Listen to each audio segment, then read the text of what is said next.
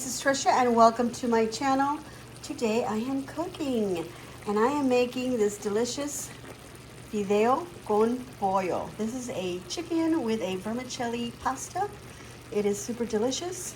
So let's get to cooking. All right, so to make my Fideo con Pollo, I'm gonna start off with 4 leg quarters, or you could do like 6 drumsticks. Got a nice big tomato here, small sweet onion, 1 serrano pepper, a small can of tomato sauce, and a little bag of Fideo pasta. This is a 7-ounce bag, and this is a 8-ounce. All right, I'm gonna start off by chopping up my tomato and my onion and setting them aside. All right, so my tomato and my onion are chopped up, and I've gone ahead also and rinsed my serrano pepper, just cleaned it up. I'm not gonna chop that up. And so now I'm gonna take my chicken quarters, these leg quarters, and I want to cut off as much of the skin and fat, you know, the excess, and then I want to divide these into 2 pieces. So I'll have 8 pieces altogether. I think I said 6 drumsticks, but maybe 8 drumsticks would be the more equivalent of this, and 4 people could eat nicely. All right, so here are my leg quarters cut up. So now I have a thigh and drumsticks separated, and I've cut off excess skin and some excess fat, and then I've gone ahead and I've rinsed them off several times in some clean water, changing the water several times. So I'm just going to take these now and pat them dry, because I am going to be putting them in a pan with oil and I don't want them splattering so much. All right, so once I have them like that, I'm going to go ahead and do a couple of little slits with my knife in the thicker parts of the meat. All right, you can see here that I've done some little slits, 3 on the thigh here, and I think I did the same here on the drumstick. There we go. We just done some cuts just so that we can get the inside cooked a little bit faster. And then I'll just do that with all of them, and then we'll get our pan ready with some oil. All right, so I've started off with a really hot pan, and now I've added some olive oil. Of course, use whatever oil you'd like. I've gone ahead and I've salted my thighs and drumsticks, and I'm gonna put them in the pan, and I've salted this side, the skin side, and I'm gonna put that down in my pan. All right, so here's the last one. Probably should have gotten a bigger pan. But anyway, now I'm gonna go ahead and salt this side. And I'm gonna lower my heat to a medium high. And I'm gonna let these saute in the oil for about 5-6 minutes. All right, so 6 minutes later, I'm gonna go ahead and turn these over. And remember, I've already salted this side. And just salt to taste. And turn them over. And I want to leave these to cook another 6 minutes, probably longer, because I want to make sure this meat is very well cooked.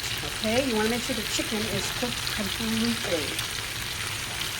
Okay, so another 6 minutes, and I'll check it, and then if I have to cook it longer, I will keep an eye on that, and then I'll let you know how long I did this in entirety. And of course, this is going to cool off because they're so crowded together, and if I had a bigger pan, which I should have done, these would be a little more separated so the heat could roll around in there. So in order to get that heat to stay in my pan, I am going to go ahead and cover it this time.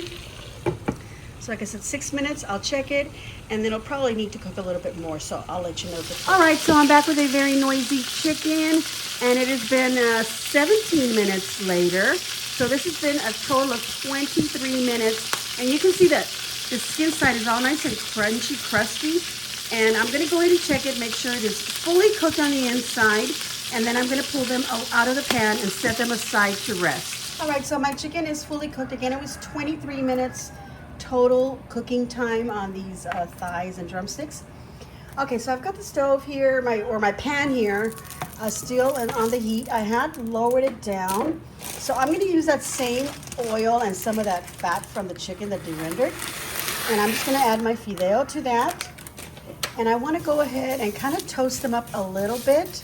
I've got 2 cups of water ready here on the side because I do not want this to burn. I just wanna toast it up, and I'll have my water ready to pour in there so that it doesn't continue burning if it starts to do that. Okay, so let's keep an eye on it. We'll stand here. It'll take about 3 to 4 minutes. Also, while you're cooking all this, it's very important that your roosters are outside of your window, just crowing or whatever it is that there, right there, that's what they do. Okay, so what I'm doing is I'm moving the fideo around, and at the same time I'm scraping all these yummies from the bottom of my pan. This is just from the fat and the skin, and it gives it all yummy flavors. So we're gonna just scrape it as we move this around and toast it up. And oh, this is gonna be so delicious. And by the way, when this fideo is toasting up here, it has such a lovely, yummy scent to it. And look how some of them have gotten already a little bit brown, see? So I said 3 to 4 minutes, but it might not take that long. It all depends. But here we go. I'm just gonna let it toast a little bit more, and then I'll add the water. All right, I'm back, and it really just 3 minutes. And this is pretty toasted. I don't want it to burn, like I said, so you can see that right here, how lots of pieces are toasted up. You can see that these extra bits here, they look kind of burnt, but they're not. They're just darker in the camera than they are here in real life. All right, so let's go ahead and add, or carefully add, 2 cups of water. And I say carefully because you don't want it to go splattering everywhere. And it's, you know, you don't want to get burnt. And that's why I did lower the temperature. Now this has cooled down my pan considerably, so I want this to start heating up again, but I am still going to keep it at it's at a low to medium temperature, okay? And oops, you know what, you guys, I wanted to saute that onion along with the fideo before I added the water. So I'm going to go ahead and add it now. All these onions, we'll go ahead and add them in there. It's okay.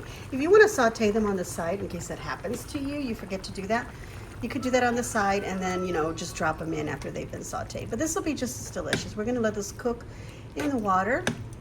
All right, so to this, we're also going to be adding this caldo de pollo. Is a chicken flavor bouillon, and I want to add a nice big tablespoon of that. All right, so here we go. I'm going to add that in there. You can use a tomato bouillon if you prefer, or instead of adding water, you could add a chicken broth or chicken stock to this. And that'll give it lots of flavor. So I'm gonna go ahead and taste the water, and if I feel like it needs a little bit more, I'll add. So this is basically just to taste. If you want to add a little bit of salt and pepper, a little bit of cumin, you could go ahead and add that to it as well. Those are all like pretty traditional seasonings to add to a fideo. All right, so let me taste this. Oh my gosh, that has a lot of flavor because the fat that was already in the pan, from the chicken, the skin, and it tastes delicious. But I am going to add just a tiny bit more because I am going to be adding a can of tomato sauce, and I want to make sure that that has flavor. So that was about another teaspoon or so. I'm going to add that 8-ounce can of tomato sauce, and then I'm going to stir this around. I got to get a new spoon or just wash that one up. All right, so I've stirred this in, and you can see here it's starting to boil up again, so it's getting hot again. And I did give it another little taste, and I thought it was perfect. Another seasoning you could add in there that I didn't mention was some garlic powder, maybe even some onion powder. All right, let's go ahead and put that chile in there. We want it to just cook in there. We don't want to cut it up because we don't really want to make this spicy, but we do want to give it a little bit of flavor. Now, if you want your meal to be spicy, you can go ahead and just cut it up and then throw it in there. I will also be adding this chicken back in there. Now you might need a little bit more water than what I did. You want to make sure that the fideo is covered in water. I did not mention that. So I'm just going to put these all back in there. I'll put the lid on top and then cook it for about, 8-10 minutes. We just want the fideo to cook now. So that's all we want. All right, so I've added all the chicken in there. Look how beautiful this dish looks. Absolutely stunning. At least that's what I think. I happen to have a little bit of cilantro, so I'm just going to put a few little pieces on there on top. And like I said, I'm going to cover this up, continue cooking this, and this should be ready in about about 8 minutes. All right, everyone, so there is my pollo con fideo all done. It smells and looks delicious, and I can't wait to dig into it. I'm going to serve this up with some corn tortillas on the side, and I think I'm going to take one of these and shred up the chicken and serve it up on a nice little plate for my mom. And then I think I'm going to enjoy that chili all to myself. I'm so happy with this. It smells delicious. I'm going to give myself a big old thumbs up, and I hope that you too will give me a big old thumbs up and leave a kind comment down below letting me know what you think of this very simple recipe, very common. It's traditional. Lots of people make this, nothing new, and I think I've done it before, but here we are again. All right, everyone. If you haven't already subscribed, please subscribe and hit that all in notifications so that you get notified as soon as I upload a video. I want to thank everyone for watching, and as always, enjoy.